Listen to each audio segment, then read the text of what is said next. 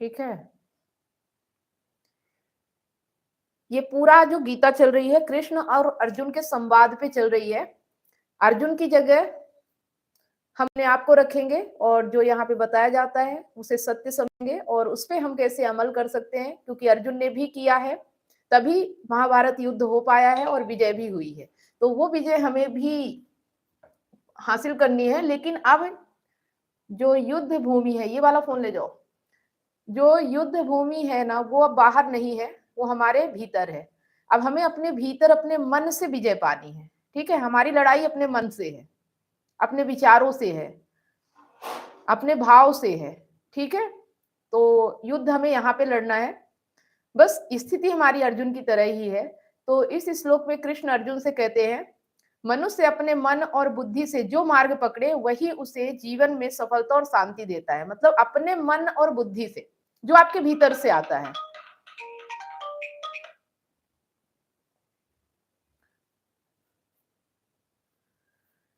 जो आपके भीतर से आता है, बाहर से नहीं, जो आपका अपना है, आपका अपना मन, आपकी अपनी बुद्धि, ठीक है? उससे जो भी आप मार्ग पकड़ोगे, वही आपके जीवन में सफलता और शांति देता है। जो मन अशांत रहे और नियंत्रण में ना हो, वह भटकता है, ठीक है? जो मन अशांत होता है और नियंत्रण में ना हो, वह भटकता है। तो आज हम इसे समझेंगे कुछ व्यवहारिक उदाहरणों के माध्यम से। सबसे पहले तो भटकते मन का परिचय, ठीक है? तो श्लोक 38 में सबसे पहले बताया गया है कि मनुष्य का मन 2 प्रकार का होता है। एक होता है नियंत्रित और स्थिर, एक होता है असंतुलित और भटका हुआ। नियंत्रित और स्थिर जिसका मन है, वो सफलता हासिल करता है और जो चाहता है जीवन में शांति पाता है और वो हो सकता है। लेकिन जब असंतुलित और भटका हुआ मन होता है, तो वो ज़िंदगी में भटकता ही रहता है, कभी उसे शांति नहीं मिलती, हमेशा दुःख के अलावा उसे कुछ नहीं हासिल होता। ठीक है? तो एक उदाहरण से समझते हैं। पति या पत्नी रिश्ते में भरोसा रखते हुए भी बार-बार शक करे, मन अशांत है। ठीक है? अगर भरोसा रखते हैं कि मेरा पति है, गलत नहीं है या पत्नी है, गलत नहीं, इसके बाद भी शक करे, तो इसका मतलब मन अशांत है, मन में शांति नहीं है।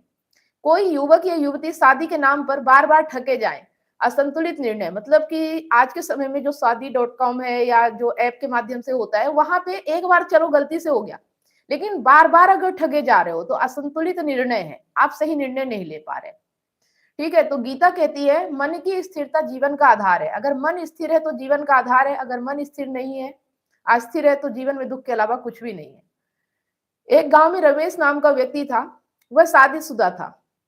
घर में संवाद कम था, बाहर से दोस्त उसे सही समझाते थे, लेकिन वह मन के बहाव में बह जाता था।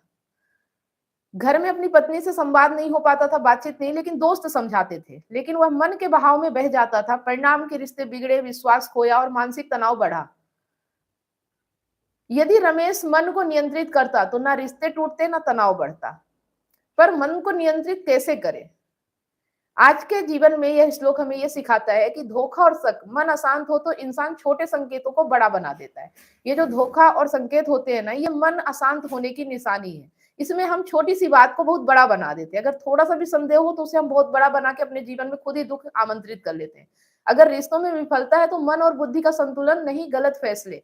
आपके मन और बुद्धि दोनों का संतुलन नहीं, मन कुछ और कहता है और बुद्धि कुछ और कहती है। अगर इन दोनों का संतुलन नहीं है तो गलत फैसले होंगे, इसलिए रिश्ते में विफलता होती है। भटकाव और ठगी, लालसा या भय में निर्णय, नुकसान, ठीक है? लालसा या भय में, डर और कामना के चलते हम निर्णय लेते हैं जिससे हमारा नुकसान होता है, जिससे हमें लोग ठगते हैं। ठीक है? कैसे? कामना और भय, डर और कामना, अगर आप इनके चलते निर्णय ले रहे हो तो नुकसान होगा ही होगा। ठीक है? तो गीता कहती है मन को नियंत्रित करो, भटकाव से पहले सोचो, समझदारी से कदम बढ़ाओ। मन को नियंत्रित करो, भटकाव से पहले सोचो, जब भटक रहा हो तो उससे पहले सोचो और समझदारी से कदम बढ़ाओ। संयम और अभ्यास समझेंगे कि गीता में यह भी कहा गया है कि मन को नियंत्रित करना सिर्फ सोचने से नहीं, बल्कि अभ्यास से होता है। रोज 10 मिनट ध्यान, दिन में छोटे निर्णय सोच समझ कर लेना, रिश्तों में सीधे और साफ संवाद रखना। मतलब रिश्ते आप जहां भी हैं, जैसे भी आपके रिश्ते हैं, वहां सीधी बात कीजिए। ठीक है? सीधे रहे रिश्ते और बात एकदम साफ होनी चाहिए, घुमा फिरा के नहीं, चोरी छुपे वाली नहीं। इसमें मन धीरे धीरे स्थिर होता है। अगर आप ईमानदारी से खुल के जिंदगी जीने लगोगे, खुल के बात करने लगोगे, तो ऑटोमेटिक आपका मन स्थिर होने लगता है, भटकाव कम होता है ठीक है। तो अगर पति पत्नी में अशांति है, मन भटका है, अगर युवक शादी के नाम पर ठगा जा रहा है, लालसा का मन भटका है, तो अगर परिवार में शक और डर है, मन नियंत्रित नहीं है, तो भटका मन समझे बिना निर्णय नहीं ले। ठीक है, भटका मन कभी समझे बिना निर्णय नहीं ले। मतलब जो चीज के लिए आपका मन भटक रहा है, पहले उसे समझो, फिर निर्णय लो। एकदम से निर्णय नहीं लेना। भरोसा और संयम जीवन बचाते हैं। अगर आपको किसी के ऊपर भरोसा है, तो अपनी तरफ से आप भरोसा करो। वो धोखा देगा, उसके कर्म है, उसको परिणाम मिलेगा। आप तो भरोसा कर रहे हो ना, आप गलत नहीं कर रहे हो, आप विश्वास कर रहे हो। अगर आपके विश्वास में कोई घात करेगा या धोखा देगा, तो उसका परिणाम उसे भुगतना पड़ेगा, आपको नहीं। ठीक है। और संयम जीवन बचाते हैं। बहुत ज्यादा असंयमित नहीं होना है। संयम और असंयम का तो मतलब समझते ही होंगे। तो एक गांव में सीमा नाम की महिला थी। उसने बार बार रिश्तों में धोखा देखा था, लेकिन उसने गीता के अनुसार मन को शांत रखा, निर्णय सोच समझ कर लिया, सलाह ली। परिणाम, रिश्ते सही समय पर बने, धोखा नहीं हुआ, मानसिक शांति मिली। अगर आप जो यहाँ गीता में पढ़ते हो, समझते हो, इसके जो ये समझ आपको आ रही है, अगर इस विवेक से, इस बुद्धि से निर्णय लोगे ना, तो आपका कहीं भी कोई भी आपको धोखा नहीं दे पाएगा, और मानसिक शांति मिलेगी, और रिश्ते अच्छे होंगे। ठीक है। तो जो सीख है कि मन को नियंत्रित कर सही दिशा अपनाना भटकाव से बचाता है। मन को नियंत्रित करो, और मन अगर गलत दिशा जा रहा है तो उसे नियंत्रित करो और सही दिशा दो मन को। क्योंकि मन का काम है भटकना, भागना, वो तो भागेगा। गलत दिशा दोगे तो गलत दिशा भागेगा, सही दिशा दोगे तो सही दिशा भागेगा। जैसे कि बेलगाम घोड़े होते हैं, उन्हें छोड़ दो किसी भी दिशा चले जाएंगे, लेकिन अगर उन पे लगाम लो तो वो सही दिशा जाते हैं। वैसे ही मन को जब नियंत्रित कर लोगे ना, तो सही दिशा चलेगा। अगर मन को ऐसे ही छोड़ दो, कहीं भी भटक रहा है, किधर भी भाग रहा है, तो वो आपका जीवन नष्ट कर देगा। ठीक है। तो भटकाव से बचने का व्यवहारिक तरीका क्या हो सकता है? तो मन को स्थिर रखो, ध्यान और आत्मनिरीक्षण। पहले ध्यान से देखो, अपने आप में आत्मनिरीक्षण करो, सोच समझ कर निर्णय लो बिना डर या लालसा के। डर या लालसा अगर आ गई है, तो उस वक्त निर्णय मत लो। ठीक है। अगर निर्णय लेने में डर, लालच, कामना नहीं है, तो ही निर्णय सही होगा। अगर इसके होते हुए आप निर्णय ले रहे हो, तो चाहे आप सही ही निर्णय लोगे, गलत ही होगा। ठीक है। तो सलाह लेना जरूरी है। अकेले निर्णय गलत। आप अगर अकेले निर्णय लेते हो, अगर आपकी जिंदगी भटकी हुई है, दुख है, परेशानी है, चिंता है, टेंशन है, तो फिर आपको ऐसे व्यक्ति की सलाह चाहिए जो इन चीजों पे काम कर रहा है, जैसे कि आप लोग ले रहे हो। उसके बाद निर्णय लो, अपनी समस्या बताओ कि यहाँ पे मुझे क्या निर्णय लेना है। अगर आप सही निर्णय ले रहे होते, तो भटकाव होता ही नहीं जिंदगी में। ठीक है।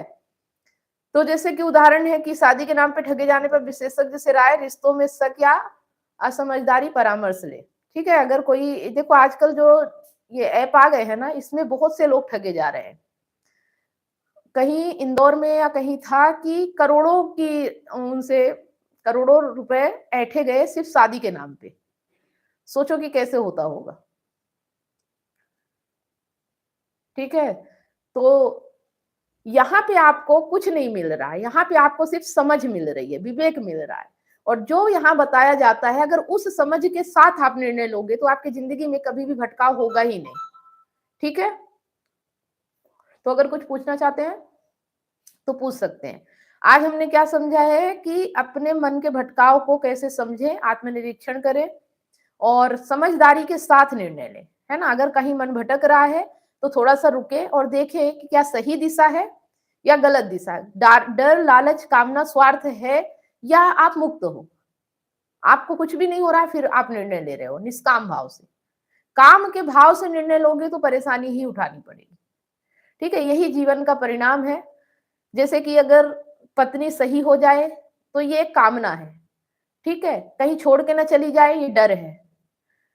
कुछ अच्छा मिल जाए, ये लालच है।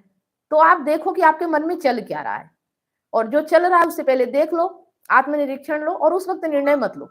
अगर आपका मन कहता है कि ये काम करना सही है, लेकिन आपको लग रहा है डर, तो उस वक्त वो निर्णय मत लो। ठीक है। पहले समझो, जानो कि क्या मैं सही कर रहा हूं, उसके बाद निर्णय लो। बात समझ में आ रही है? चलिए, अगर किसी का कोई सवाल हो तो आप पूछ सकते हैं।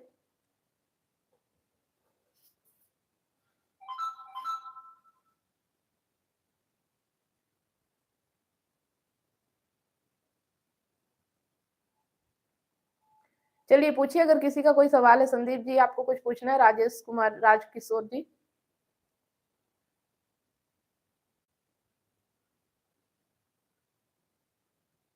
सुन भी पा रहे हैं कि नहीं सुन पा रहे हैं? हाँ बोलिए।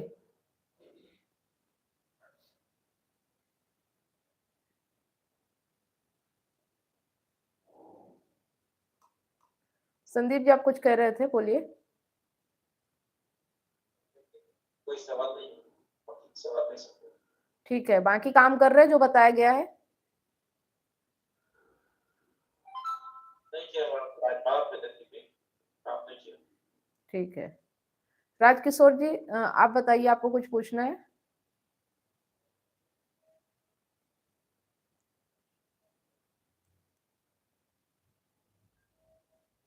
चलिए कोई बात नहीं, तो आज का सेशन यहीं तक, फिर मिलते हैं नेक्स्ट लाइव में। Good night.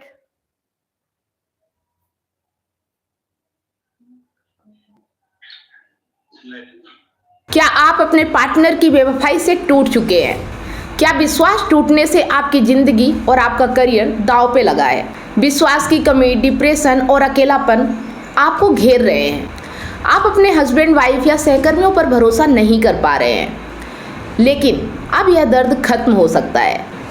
मैं कमलेश सोनी पिछले 8 वर्षों से हजारों रिलेशनशिप्स पर काम किया है और कंसल्ट करके उनके साथ उनकी प्रॉब्लम पर साथ मिलकर जो भी समाधान हो सकता है हमने किया और 100% गारंटी के साथ समाधान मिला और आज वो खुशी से जीवन जी रहे हैं। और मेरा मिशन है आपको निराशा से निकालकर खुशहाल जिंदगी की ओर ले जाना। मेरा 90 दिन का विश्वास और रिकवरी सिस्टम आपकी जिंदगी बदल देगा।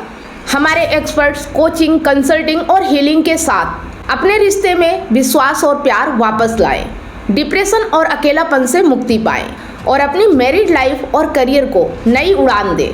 हजारों लोग मेरे YouTube चैनल और Facebook से प्रेरणा ले चुके हैं, लेकिन व्यक्तिगत कंसल्टिंग वो चाबी है जो आपके रिश्ते का ताला खोलेगी। आज ही कदम उठाएं। 7697572249 पर व्हाट्सएप करें या लिंक पर क्लिक करें और अपॉइंटमेंट बुक करें और हमारे 90 दिनों के वर्कशॉप से अपनी जिंदगी के निराशा को खुशहाल जिंदगी में बदलें। आपका रिश्ता हमारे लिए मायने रखता है। आज ही एक्शन लें और अपनी खुशहाल जिंदगी की शुरुआत करें। Click now.